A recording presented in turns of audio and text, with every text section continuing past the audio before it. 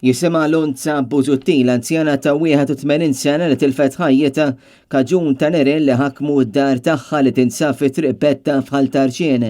L-inċident jidher li seħħa l-ħabt ta' 6:30 ta' filgħodu.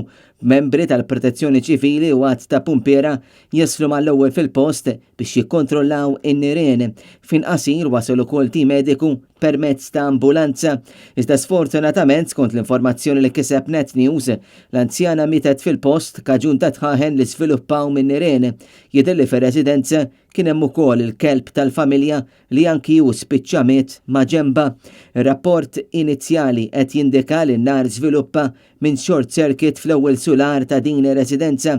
Ftit wara li seħħet din it-traċedja li laqtet lill-familja Busuttil sar appell biex kull min jista' joffri l-għajnuna tiegħu f'dan il-mument diffiċli.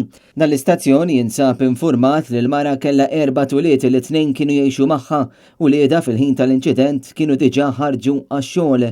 Il-Maġistrat tal-Assa Viktor Axxa kien infurmat bil-każ u ħatar inkjesta fil-waqt l-investigazzjonijiet tal-Pulizija għadhom għaddejjin. Intant fost dawk li waslu l-kondoljanzi tagħhom il-familja Busuttil kien hemm ukoll il-Kumitat Sezzjonali tal-Partit Nazzjonalista f'Ħaltarċien.